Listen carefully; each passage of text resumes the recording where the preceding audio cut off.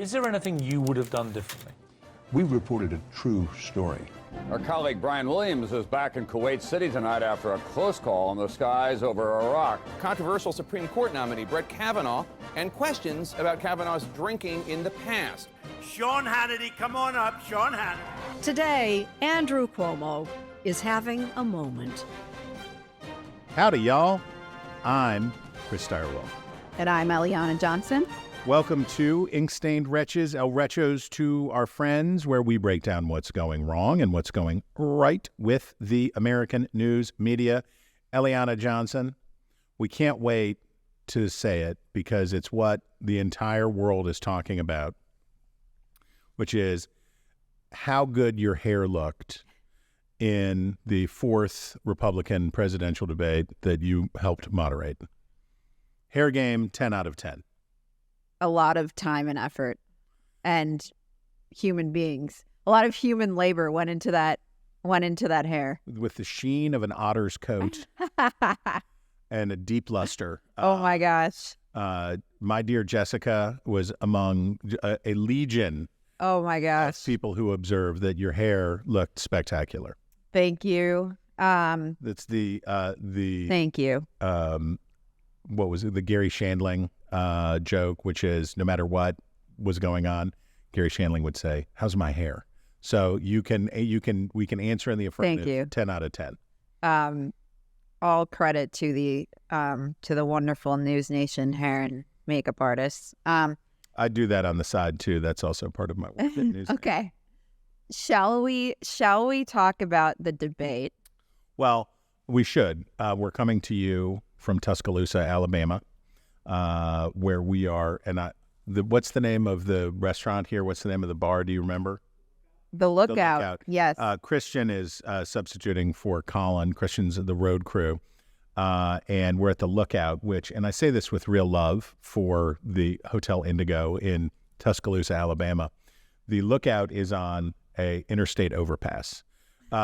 So we are looking out onto passing late morning traffic here in Tuscaloosa. And I don't know whether we just want to call this the front page. Oh, the debate's definitely. Okay. I mean, I'm sorry. Keeping it real, it is my front page because it's been our life for the past week. All right. My takeaways were it was an entertaining and interesting debate, but it did not fundamentally change this race in any way. Well, before we get to our punditry, okay, let me interview you. Okay. Was what thing surprised you the most, or was most unexpected to you in the process of making the debate? The thing that was most interesting to me in the process was that I'm not a television person, and I had the opportunity to work on this debate with some television people. Both Elizabeth Vargas and Megyn Kelly are television people. You and a couple of others who worked on this were television producers, and there's a different eye and just sort of sensibility about in terms of asking questions, where the thought was not just, is it a good question, but will people turn the channel? Will it be interesting to people? And that's just not like my approach to formulating and asking questions. And so I think the combination of the two things ended up being really interesting, but it was fascinating and informative for me to have, bird's eye view of that, those sorts of conversations. So what was the thing about the doing of the debate when you were up there with millions of Americans staring at you with their beady little eyes, and those four weirdos up on stage? What surprised you most about the actual thing? I don't think anything about the doing of it was particularly surprising. The process had equipped you. Yeah, the process definitely had equipped me. And you're doing it in front of an audience, so it doesn't feel like a particularly television-y. What was the most fun part of that? The most fun part was after an hour, it was long enough that, an hour in, I felt like, all right, this thing is not going to be a disaster. We're not going to fail at this. And then for the next hour, I felt like I could enjoy the thing. Yes. And there was enough time for me to get my sea legs and my feet under me and to be able to feel sort of relaxed up there. Sort of like being the host of a party. So much goes into it. Yes. To get ready, and the guests start arriving and you're freaking out. And then after a while you look around and you say, oh, it's working. But I didn't feel like it was over before I knew it. I felt like I was able to sit there and take stock and enjoy it. And it was also interesting to observe the candidates and their approach, and to watch Christie. He leans on his podium and he's really observing the other three and really listening closely. The others like have a bear different looking for approach. picnic baskets coming into the park. Yes. Yeah. So watching them and how they went about the debate was also really interesting. We were sitting pretty close to them. What did you least enjoy about any of it? What was the part that was the least enjoyable for you? I think the least enjoyable part was just sort of vying for time, to be honest. When there's three people who are part of a production, everyone's trying to get their questions in. And I just don't enjoy that part of I want everything to feel good and be collegial. And so I just don't enjoy that part of it. Well, let me tell America something about you. So it's a weird thing to do. You've been on television a lot in your career. You've also worked on television in your career behind the camera. But you were doing what I do in my work, which is a little bit behind, a little bit, and then a lot in front, right? So you were producing your own debate that you were appearing in. You were one of the producers in the room crafting these questions. And the hard part here is, as you say, it is a television show. And you have to remember the whole time it's a television show. It's not an interview. And it needs to do different things than even a regular televised interview. Then there's this balancing test that goes on, which is, okay, it has to be a good television show, but it also has to be journalistically appropriate. Substantive. It has to be good for the country. It has to be helpful to voters. It has to meet the standard of journalism without turning into C-SPAN. No offense, C-SPAN. Love you. There's finding that test. And what I watched in you was somebody who came into this having never done it before, never been around it before. And you knew Megan, but you hadn't worked closely with Megan behind the camera. No. You'd gone on her show a bunch of times, but you didn't know her as a colleague. And I watched you come into a process. And basically, I remember the moment you came off the elevator in New York for the first in-person meeting. And it was like, how's this going to go? Because as I have often said on this podcast, you are the meanest person who I like. Will you be tough and feisty and ferocious? Will you be cowed by this? Will you be overwhelmed by this? And you know what you did? You kept your ears open and you listened and you paid attention. And the places where you weren't sure about how to proceed, you figured it out. And watching, I knew it would happen. But the speed and alacrity with which you marshaled your journalistic gifts to do this process made me extraordinarily proud. And I've said it before and I will say it again. When you succeed at these things, it makes me feel good because it makes me feel like the world is getting to see something that I knew before. So it's like finding a great restaurant or a new TV show that you tell people about and then they love it. And you say, see, I told you. So this is proof of concept for me of the Wretch effect. Well, thank you. And I just will say the other really fun and gratifying part of all this was obviously we've worked together, but getting to work with you and Bill Salmon. Well, you got to hang out. But to really work with you and Bill Salmon and Megyn Kelly and Elizabeth Vargas and essentially for me, all these people who have way more experience doing this than I do was a real privilege for me. Here's what the New York Times had to say about this debate. When Republican debates are moderated by conservative journalists, looking at you, Eliana Johnson, the questions tend to come from a place of empathy or outright chumminess. There was nothing chummy about Wednesday night. Most importantly, Megyn Kelly and the other moderators, the Washington Free Beacon's Eliana Johnson and News Nation's Elizabeth Vargas, confronted all of the candidates with a topic that many of them still prefer to avoid, Donald Trump. And our goal when we were putting this debate together was, and I don't talk smack on other people's debates, and I don't talk smack on other people's election night coverage too much because it is hard, right? As you can attest, the amount of work and the millions of dollars and all of the time and all of the effort that goes into putting something like this on is extraordinary. And I want to acknowledge that whenever anybody does it. But the thing that is lacking in the American media very often are fair, hard questions, right? So you've heard me talk before about fake tough questions. So fake tough question is, aren't you really the worst? Aren't you really terrible? Account for yourself. You're the worst person in the world. Well, that's not really a tough question because the person just says, as Vivek Ramaswamy is very fond of doing, well, that's just you because you're bad, right? But if you ask a person from a place of, if not empathy, of like, okay, I understand where you're coming from. I'm granting you that you're a real human and that I'm going to take seriously what you say.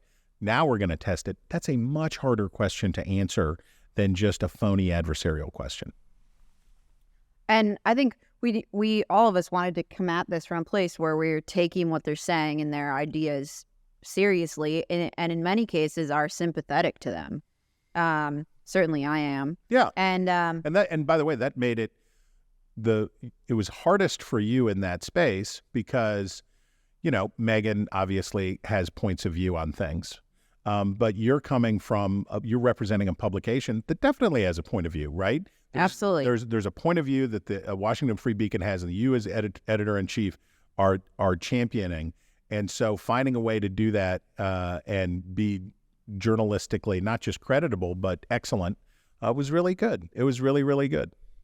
Should we get into the substance of the debate, which I thought was Yes, all right, pretty switch interesting. hats. Yeah, switch hats move and to pundit go to the. Yes, let's get some punditry. All right,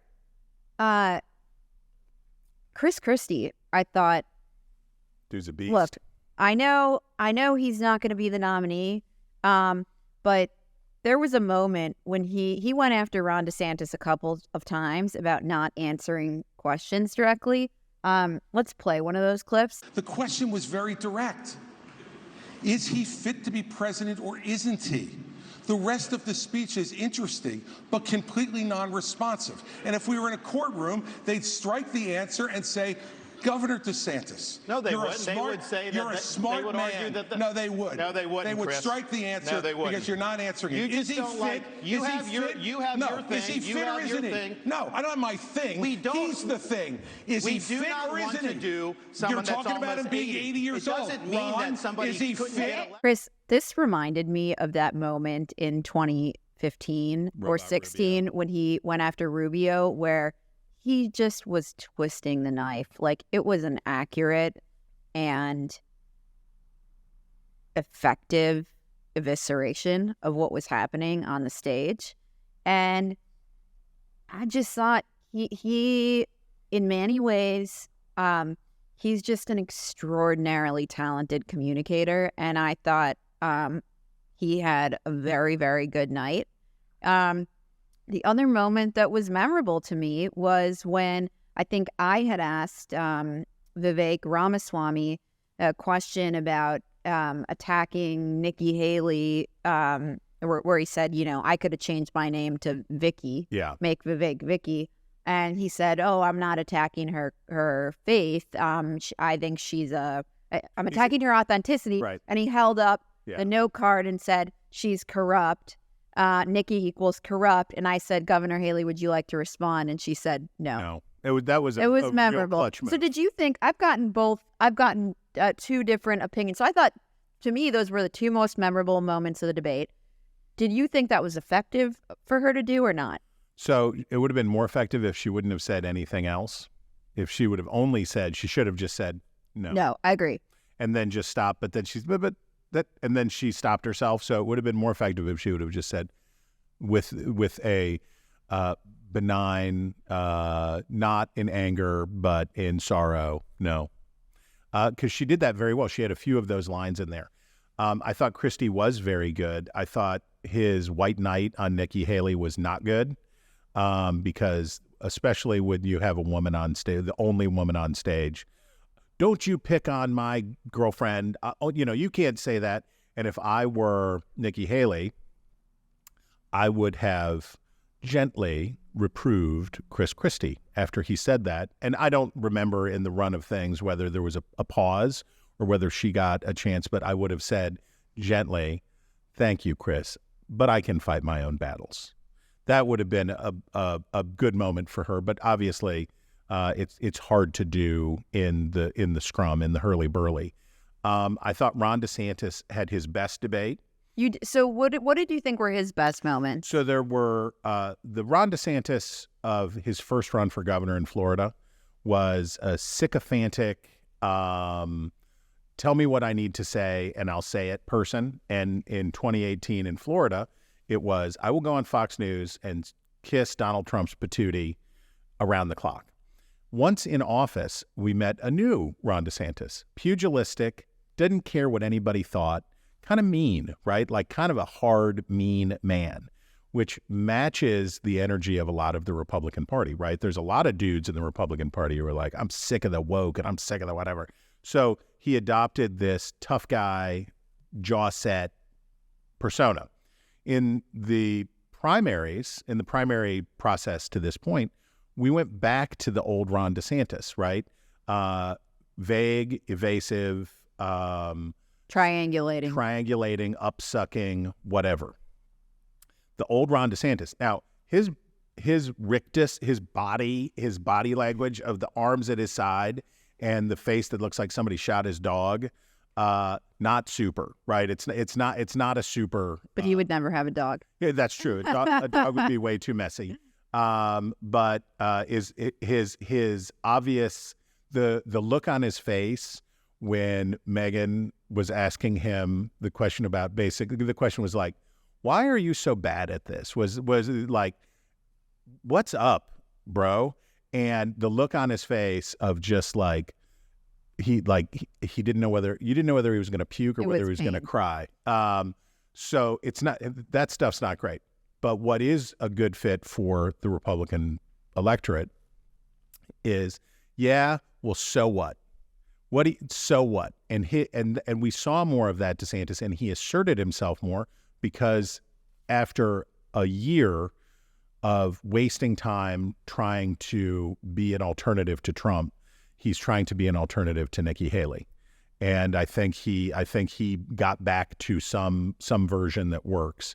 I think Haley had a good first hour, and then I think she was flat in the second hour.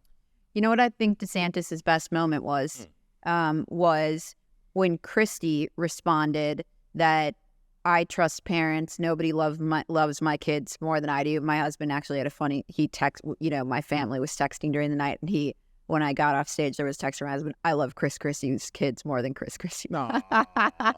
But I thought DeSantis, when he said it is child abuse is not legal. Yeah. I thought that was his best response of the night, and he got raucous applause in the auditorium. Trans issue, very good.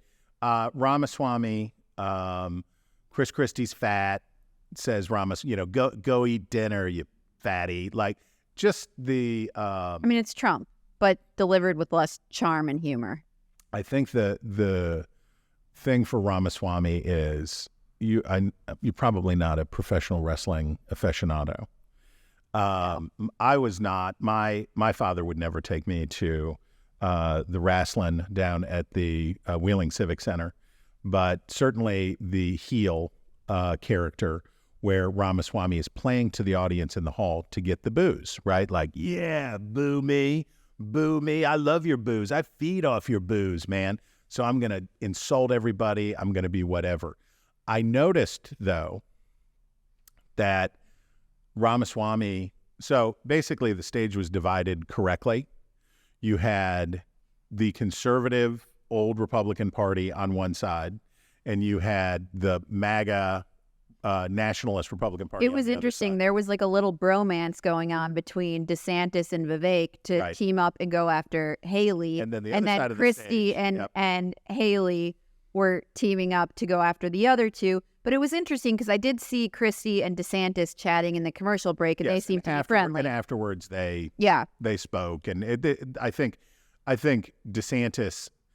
Obviously, you know my favorite Ron DeSantis moment of the night. It was an answer to your question, your final question. Oh, that was fantastic. I hope, Chris, but I don't think it was so funny, chatting with Megyn afterwards because, she was like, oh, gosh, I don't want to hear these people talk about George Washington and Abraham Lincoln. Snooze, snooze, snooze. And so she was like, oh, my gosh. And they started going off about Silent Cal. We were just dying. Well, Bill Salmon, credit to Bill Salmon for having, and you and Bill worked on, We went so many, and Bill was totally right. So we went through so many versions of that question, but I think we ended up in a great place. Well, I hope any Wretches watching or any Dispatch subscribers or people who have followed my work know that when the word came to me, I was walking to the spin room when the question was asked, as my phone blew up to say that Calvin Coolidge had made it into the debate. My favorite president. And he knew what he was talking about. Oh, he certainly absolutely knew what he was talking about. So the interesting thing. So here's DeSantis. And my sister texted, because Ramaswamy told us how old Thomas Jefferson was 5 times in the debate. She was like, how old was Thomas Jefferson again? But DeSantis on the nationalist side of the stage, right, on the side of the stage that says the government ought to do more, that the government ought to be more interventionist, that was a real nod to traditional conservatives, right? That was a real nod to be like, if you're going to pick one person in the conservative firmament to say, this is my guy, Calvin Coolidge, who is famous for not doing radical inaction, right? The story of Calvin Coolidge is principled inaction, radical inaction. No, I won't. No, I will not do it. I know why you want me to, and I know why it would be politically beneficial for me to do this, but I decline. That was a real, I was, anything that we can do to get more Calvin Coolidge into the American conversation, I'm for. So Ron DeSantis, my favorite answer from Ron DeSantis of the night. There's another 2024 piece that is not related directly to the debate, which is dictator on day one. I'm not going to be a dictator except for day one. There's been a big moment in the mainstream press about Donald Trump, the dictator. And you think that was intentional by Donald Trump? And Sean Hannity was like, tell him you're not going to be a dictator. Tell him you're not going to be a dictator. So maybe let's play the clip right here so you can hear Donald Trump promising to be only a one-day dictator. You would never abuse power as retribution against anybody. Except for day one. Except Look, for? He's going crazy. Except for day one. Meaning? I want to close the border and I want to drill. That's not retribution. I'm going to be, he keeps, we love this guy. He says, you're not going to be a dictator, are you? I said, no, other than day one. We're closing the border and we're drilling. After that, I'm not a dictator. This is Trump's genius, right? Generating a rash of headlines, outrage, wall-to-wall media coverage. So the Atlantic magazine, as the best case, as the most obvious case, they devoted basically a whole edition to Donald Trump authoritarian, and every major outlet has gone through in the past couple of weeks to say, hey, Trump's serious, take him seriously. He's going to be a dictator. This is what the second Trump term would be like. Were they gone for the first term? Well, and that was Ron DeSantis. It was. That was quite a good answer too. I think it was. That was really strong. I think it was a good answer in terms of triangulating on Trump, but it was an attack on Trump. It was an attack on Trump, but it's a way to not be either Chris Christie or Vivek Ramaswamy. It was to someone like me, it was compelling. It was like, this guy is not effective. Like, you can agree with him, but he's actually not effective. It went back to what I thought was like the original DeSantis, where we're getting sidelined, but like the original DeSantis' proposition. It's the Jonah Goldberg line. Yeah, he's not a good Hitler. Which is Donald Trump's not Hitler. Yeah. Hitler could have repealed Obamacare. Yeah, exactly. And I think there's not, well, first, the motivation around the frenzy of coverage around dictatorship is a response to the dawning realization that Joe Biden could very well lose to Donald Trump, right? So you have a few bad polls that say, for Biden, that say, oh, this guy's actually a couple points down to Trump. And then you get 10 polls in a row, right, where it's like Joe Biden's in real trouble. So I don't think I'm going to credit them and say that it's not like disingenuous. I think they really believe it. I think they really believe that Donald Trump would be a dictator. I don't think they're lying. I don't think they're just scaremongering. I think they think it's true. But the trigger obviously is Joe Biden is sucking wind, and we got to like raise the alarm bells for Democrats. So they set the alarm off, and then Sean Hannity is like, tell him you wouldn't be a dictator. And to your point, maestro media manipulator Donald Trump, by saying that he wouldn't be a dictator except on the first day, hits 3 notes clearly. First note, direct note, is freak out the left and freak out the press. Did you hear what he said? Did you hear what he said? Did you hear what he said? Oh my gosh, he's admitting it. Take him seriously. Believe him when he says it. Which, of course, elicits the response from the anti-Trump right, which is like, oh, you guys are a bunch of weenies. He's not a dictator. And Ron DeSantis like, oh, he da-da-da-da-da. So you get the anti-Trump defensive Trump on this. And the third and key part, one of the key parts, is for people who want him to be a dictator, for QAnon lunatics and whatever, they're like, yes, he said it. He's saying it. We can believe him. And so the way that Donald Trump, in one sentence, takes control of the media narrative, makes heads explode on the left, forces Republicans who might not like him to defend him, and encourages the January 6th truthers and all the weirdos in the world, he did it all, and he did it all with one sentence. Can I make just this is apropos nothing, but a note about social media and how stupid it is. Your thing about crazy conspiracy theories. This lunatic Laura Loomer. Okay. There's a tweet. She sent a tweet. It says, hot mic at the GOP debate just caught at Megyn Kelly saying we don't have seat fillers, and then Eliana Johnson saying yes we do, and then Kelly said, well, don't tell them that. And I think this was the moment when during the commercial break when Megyn said, don't go to the bathroom because it was like a joke. It was the run up before the debate where she was supposed to, where we were only talking to the people in the hall. Exactly. Where Megyn was just telling the folks like, hey, we're going to start here at the top of the hour. Be cool. And this has thousands of retweets. What's the conspiracy?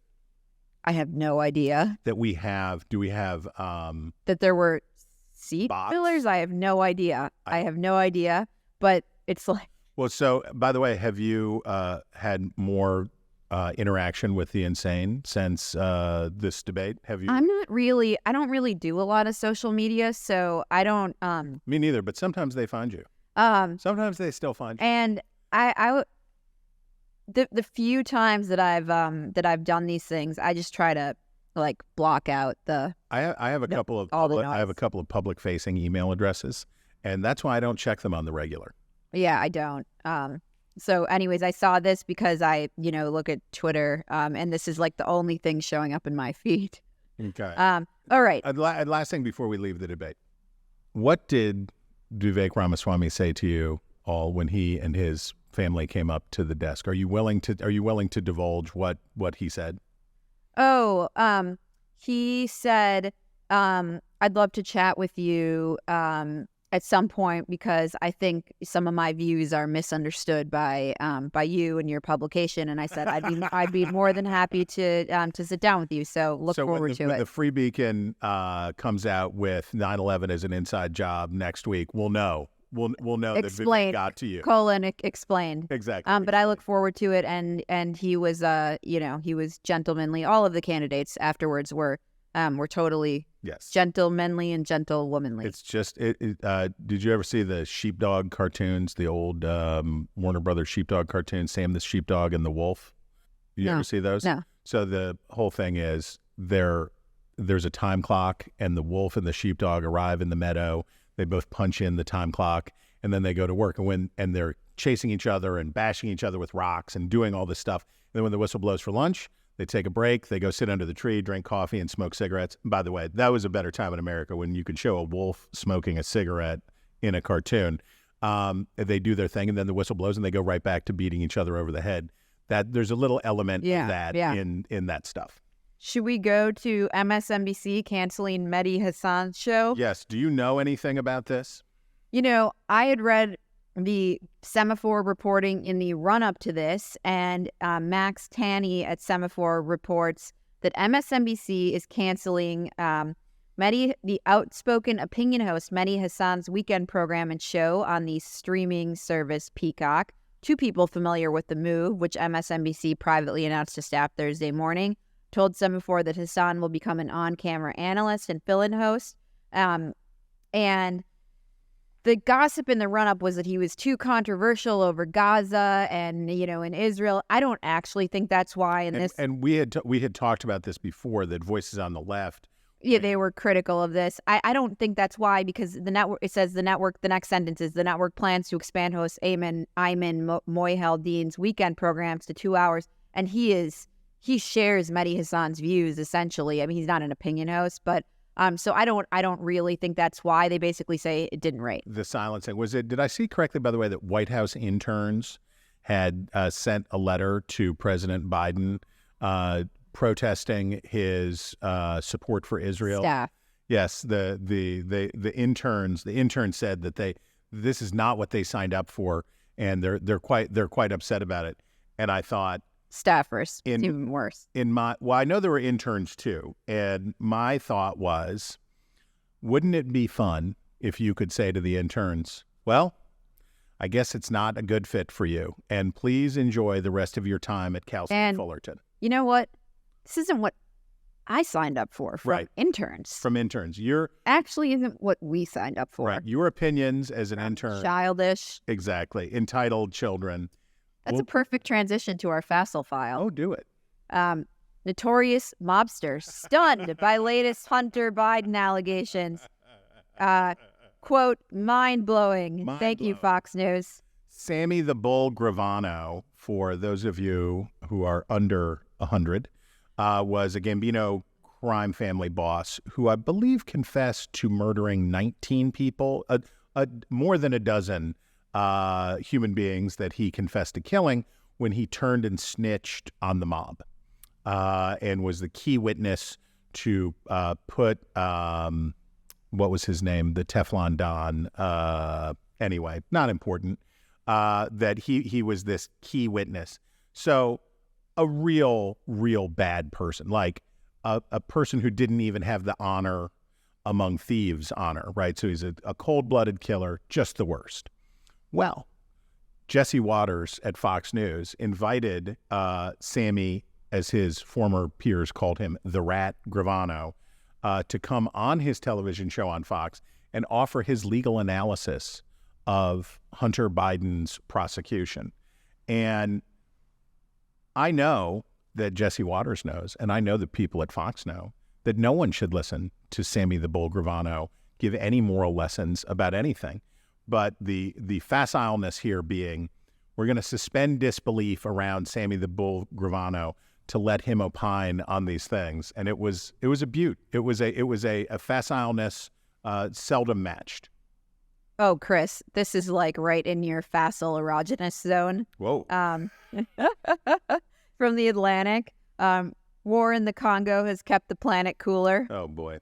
Silver lining of war. Lining. Sometimes not all bad. Butchery. The subhead. This is like actually how the Beacon would parody the Atlantic. Subhead. The Beacon's case for left-wing, I don't even know, but the grim ironies of climate change, and this is by Ross Anderson.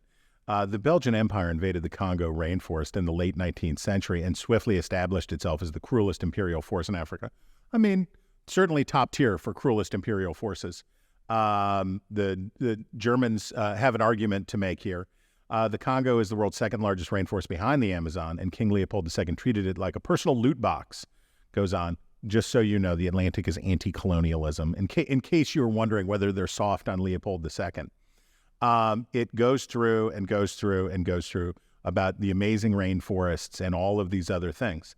And then it gets into how the bloody, awful violence in Congo has left it a stunted, oppressive place for human beings to live. But the good news is... It was once a paradise. That's right. Now, however. Bad for children, bad for human beings. But if you're a toucan, you're loving it, right? Big upsides for toucans. And I think the pieces like this are significant. So here's the, to remember, here's the conclusion. For those who pay attention to climate change, the grim ironies are hard to miss. The United States, the world's most powerful country, professes to care about the planet's warming atmosphere, but has also just become its largest exporter of natural gas.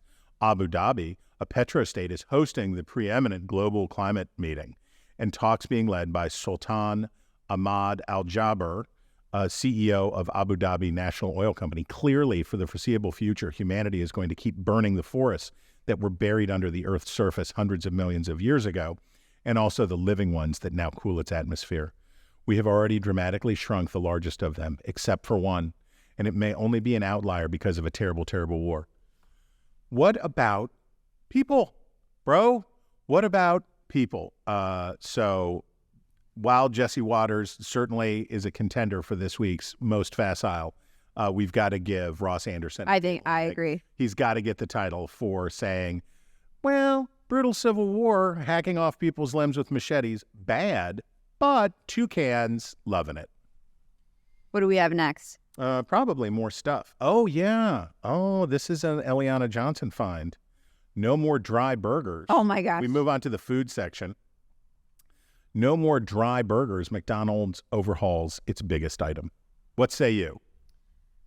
I loved the cheeseburger and didn't think it needed any tweaking, but I do look forward to doing a taste test of this with you. Unlike the McRib, I am a huge fan of the McDonald's cheeseburger. So I think my take on the McDonald's cheeseburger, my youngest man-child's, well, he sometimes goes for the double, but the 2 cheeseburgers is one of his mainstays. I think the problem with McDonald's cheeseburger is not how it is in its preferred form, but inconsistency, right? Depending on the McDonald's, are you at like a McDonald's attached to a gas station? Are you at a McDonald's that's off shift? Might you get one with a crusty bun? Might you get one with a little dried out hockey puck? I think 95% of the time they're excellent. And but I look forward to trying this because I love a sauce. So, they're putting a sauce on. Well, yeah, they're gonna make it. I love a good sauce, a good everything. Okay, the changes are now rolling out in the US. I agree. The burger's a little dry, but like I think they do great with the pickles, the onions. I love it all. Oh, so they're doing all of their burgers, not just the cheeseburger. Is this what I am to understand? Yeah, all the burgers. Okay. We're ready for it. I'm definitely ready to eat a bag of meat from McDonald's. Okay, so look, the changes are now rolling out in the U.S., including on its Big Mac. The 2 all-beef patties are cooked in smaller batches for a more uniform sear. There's more special sauce, and I love that. The lettuce, cheese, and pickles have been rethought to be fresher and meltier, and the bun is now a buttery brioche with the sesame seeds more randomly scattered for a homemade look. I agree. I don't know about that. But I think it's going to be delicious. 2 all-beef patties, special sauce. I think it's going to be delicious. Pickles, onions on a sesame seed bun. Doesn't work as well with brioche. Okay, but what about it's the villain in the story? What about their nemesis, Burger King? I like their burger too. I know you do. This is from KOIN. Giant inflatable Whopper goes rogue, rolls through Newburgh. An inflatable Whopper, this is out of Portland, Oregon, an inflatable Whopper the size of a single-car garage went bowling through the streets of Newburgh earlier this month after breaking free of its ties at a local Burger King. Now, Burger King, as I have said before, it can be good. It's very inconsistent, but the Whopper can be very delicious. But I include this here to say, Local news, this is why I love you. This is what you do that other people are not going to do for America, which is to tell the people of Newburgh why there is a giant inflatable hamburger rolling down the streets. The video is excellent. 10 out of 10. What do we have next? I'm actually trading messages with producer Colin about his imminent baby. How imminent? Well, the due date was January 15th, but Okay. it looks like they will be delivering about a month early. So we will report. Yeah, we'll report. Feel free. Sorry, that's why I have a distracted look on my face. Feel free to submit to wretches@nebulouspodcast.com your suggestions for what Colin should name his child. Canoe. Canoe would be a fabulous. Canoe Chicola is. Yeah. I'm for it. Rugby canoe Chicola. 10 out of 10. I think that's great. Okay, now it's style section, and you're going to have to take this one. Okay. The Washington Post reporting that in the world of sexual fetishes, crossing the political aisle is a kink. And I think we need to show the art to the camera because this is a special situation. Are we getting this, Christian? Okay. Whoa. Sorry, America. We have a donkey and an elephant in some kind of chains here. They even put... And wait, note to readers. Yeah, do the editor's Because note. of the sensitive, highly personal nature of sexual fetishes, several subjects use their stage names or fetish site usernames to speak candidly about the subject. The Washington Post has independently verified all of their identities. Hallie Lieberman wrote this piece, and I'm just sorry that it exists. I feel a deep sense of regret that this exists. Chris, that brings us to our obsessions of the week, where we break down the stories we can't get out of our heads. And mine was the appearances by 3 elite university presidents on Capitol Hill, the presidents of Harvard, the University of Pennsylvania, and MIT, to discuss the displays of anti-Semitism on their campuses. And they faced some tough questioning from House Republicans about, in particular, about whether calls for intifada and the elimination of the state of Israel that at some points veered into the intimidation and harassment of Jewish students, violated school policies, and all 3 essentially said they couldn't quite say. And you had a good question about this in the debate. We asked about it in the debate. So let's play the viral interaction between Representative Elise Stefanik and Harvard President Claudine Gay. Based upon your testimony, you understand that this call for intifada is to commit genocide against the Jewish people in Israel and globally, correct? I will say again, that type of hateful speech is personally abhorrent to me. Do you believe that type of hateful speech is contrary to Harvard's code of conduct, or is it allowed at Harvard? It is at odds with the values of Harvard. Can you But not our say here that it is values against the also- code of conduct at Harvard? We embrace a commitment to free expression, even of views that are objectionable, offensive, hateful. It's when that speech crosses into conduct that violates our policies against bullying, harassment, Does that speech not and cross intimidation. that barrier? Does that speech not call for the genocide of Jews and the elimination of Israel? When You that speech- testify that you understand that is the definition of intifada. And I think what was amazing to me about this, Chris, was that this hearing was, of course, designed to make headlines, and it succeeded at that. But, you know, these 3 presidents had to know exactly what questions they were going to face, and they were not prepared to answer them adequately, and they've gone into days of PR cleanup.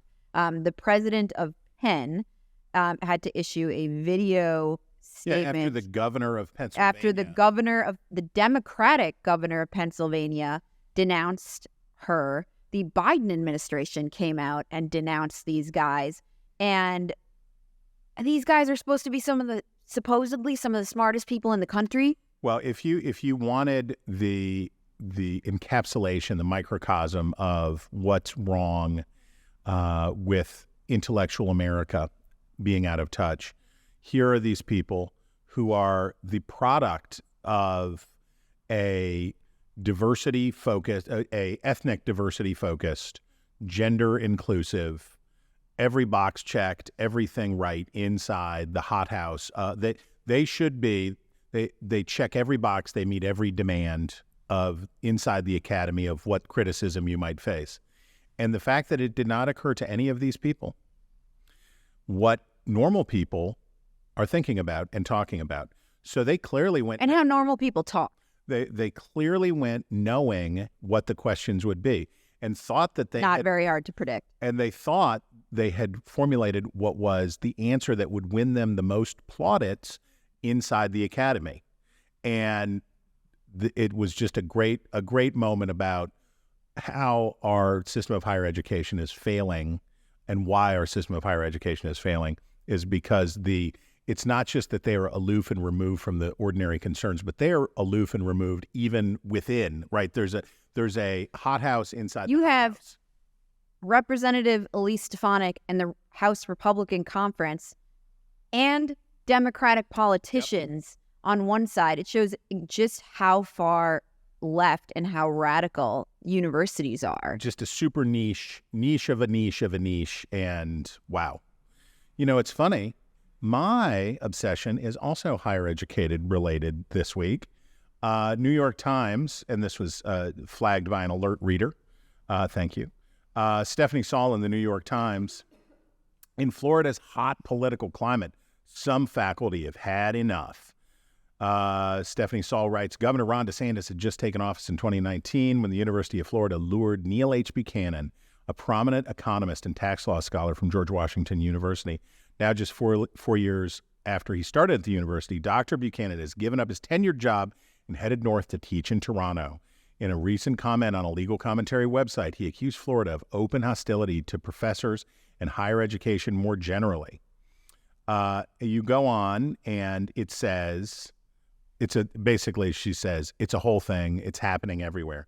The University of Florida said that its turnover rate is not unusual and remains well below the 10.57% national average. Hiring, it says, has also outpaced departures. Florida State University and the University of South Florida released similar figures. So that's the fact, right? That's the truth. But Saul and the Times basically say, well, they say that, and maybe that's true, but there's a deeper meaning underneath. And this is like, there's a brand of journalism, or there's a foible of journalists, which is just a basic human foible. I believe something is true. I feel like it's true. It feels true. This feels true. And I see it. I kind of see it. Do you know about the 3 green valises? No. Okay. 1 green valise at the train station is 1 green valise. 2 green valises at the train station is just 2 green valises. But a third, and I forget whose construction this is, but a third green valise means it's a trend, and green valises are now popular and important, and now we can write a whole piece about the style and fashionability of people taking green valises on the train. The trend story is I often hate you trend stories, but when you marry up the unsupported, unsubstantiated trend story with bias, right? So there's a bias here that aligns. I don't know what the writer's politics are. I don't know what Stephanie Saul's politics are. But if she was a left of center person, the argument, and you could just as easily see this coming from somebody on the right about right of center professors being persecuted and leaving, totally could happen.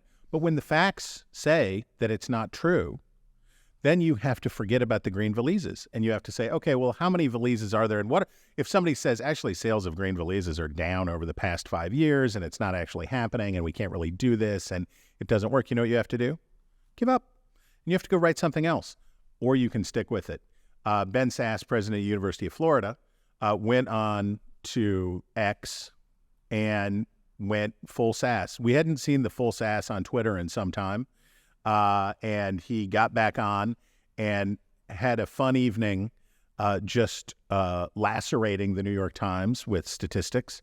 I don't recommend that people tweet, but it was you could see that Sass had some kinks in his swing that he wanted to work out, hitting the speed bag on the New York Times, and it was interesting to read him marshal the facts. But sometimes you got to drop the valise, people. Chris, that brings us to my favorite portion of the show, our reader mail. Oh, yeah. And we have a letter from Scott Crockett, who writes, "Thank you for the show. I look forward to it every week. As a man living in a house with 6 women, I especially enjoy Eliana's perspective on handbags and shoes. It provides me with relatable fodder at the dinner table. My question for you is related to how the media covers wars. It seems that coverage of the Ukrainian war is more about military tactics, while coverage of Israel is more about the human tragedy. I would love to hear your perspective on that." What say you, Chris? The coverage of wars is not about the war. It's about the American response to the war. So the coverage of the Ukraine war now, what's the coverage of the Ukraine war about now? Money. Funding. It's about the fight among Republicans and between Republicans and Democrats over U.S. funding for the war. It's not about the war. What is the coverage of the Israel-Hamas war about? It's all what the U.S. should be telling Israel. But I think... And anti-Semitism and the divisions that have been revealed, the very stuff that you were talking about with the Penn president and all that stuff. So the coverage that you see of the war is... The telescope is turned around. The coverage that you see of the war is a reflection of what is happening in the United States politically, not the other way around, I think. I do understand, Scott, what you're getting at, in that I think that there's more of a desire to through coverage to drive hostility to Israel by focusing on the human tragedy of the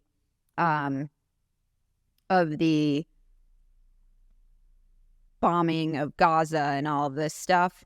And that's because of the politics of the reporters. Yeah, it's also true, though, that at the beginning of Russia's invasion of Ukraine, we were getting lots of coverage of the human toll, right? We were getting lots of coverage about what life in Kyiv was like. I remember still the Catholic Mass being held in a subway station as the bombing was going on overhead, equating it to the Blitz and all that stuff. But that story got old, and the early successes of the Ukrainians sort of took some of that out. Whereas because of press freedom in Israel, because it is a free country where the West can come and cover things, and because of the efforts at transparency from the Israeli Defense Forces, you can get lots of footage, you can get lots of pictures, you can get lots of stuff, and I think that's part of it too. And our final letter is from Ruth Beam right here in Tuscaloosa, and she writes, "Hey, Chris and Eliana, I'm very excited about y'all coming to Tuscaloosa and hope all goes wonderfully with your visit here and with the production. I'm a long-time listener to your podcast. I may possibly have heard every episode. I'm also a member of the Dispatch podcast where I enjoy listening to Brother Starwalt and Jonah. Oh, Ruth. I heard you say someone recommended Nick in the Sticks.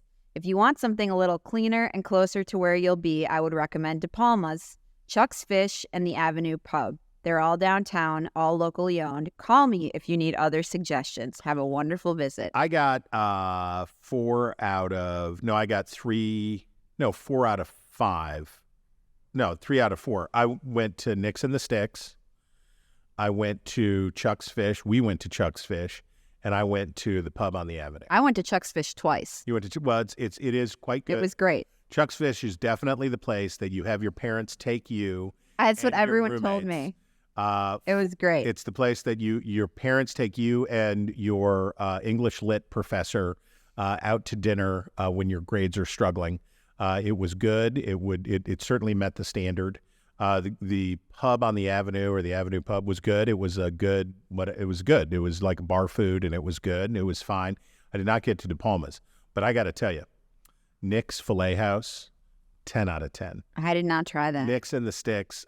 Nate Moore and I went with David Drucker and Bill Salmon, and we tried one night, and it was closed on Monday, so we didn't get to go in. We went back the next night, and it was almost closing because we had been working so late getting the debate ready. And I love you, Nick's Filet House. Truly great. The best value in a steak that you will ever likely experience. Massive sides. The chicken gizzards. Oh, baby. Chicken gizzard situation. Optimal. There's about 10 things on the menu. They're all excellent. Everybody loved what they had. And it reminded me of Mario's Fishbowl in Morgantown, West Virginia. Shout out. And just great. And you know, one of my favorite things about it, we were there at closing time. The crowd and the ownership was ethnically diverse, right? You had Black America, you had white America, you had rich America, you had poor America. You had a variety of people that all found this to be excellent, simple, good food. And I will carry... I loved it so much I bought the T-shirt. I will definitely be back to Nick's and the Sticks whenever I am in Tuscaloosa again. Chris, that brings us to your favorite time of the week, where I am forced to say something nice. But as always, please lead us by example. The Guardian, a BBC news anchor who was accidentally captured giving the middle finger at the start of a program, apologized for a, quote, silly joke meant for friends but not a live broadcast. On Wednesday, Miriam Moshiri, one of BBC News' chief presenters, was seen at the start of the BBC News Bulletin at noon with her middle finger and eyebrows raised. At the end of the program's recognizable countdown, she quickly lowered her hand and blanked her expression before quickly beginning to read out the headlines and Boris Johnson's appearance at the COVID inquiry in a serious and composed manner. Love it. To Miriam, I say, definitely could have been me on many, many occasions. So nothing but love for you, sister. And mine is a Hollywood Reporter reported piece. The Golden Bachelor's not so golden past. Secret girlfriends, a juiced-up resume, and the selling of a septuagenarian stud. The secret history of America's senior sweetheart, Gerry Turner. Let's just say he wasn't abstaining from dating after his wife died. We have to take a little longer on this obsession. The Golden Bachelor, I was first stunned to find out when you introduced me to the Golden Bachelor, I was stunned to find out that this person had to undergo tests for sexually transmitted diseases. And I found... Well, now you know why. I said, this is a dubious proposition. All the dating he was doing. So is he a real dirtbag? No, it's just that he was... he did a lot of dating. I mean, his story was that he just couldn't date after his wife passed away, and he was finally getting back into the game, but... So who won the Golden Bachelor? I haven't been watching. Oh, okay. Well, I haven't been watching. No spoilers, please. And that is all the time we have for the news about the news. If you have a story you want us to talk about, email us at wretches@nebulouspodcast.com and sign up for our newsletter at nebulouspodcasts.com. This has been Ink-Stained Wretches from Nebulous Media, produced today by Christian. Christian, what's your last name? Christian Dogstrom. Find us on iTunes or wherever you get your podcasts. Just search for Wretches.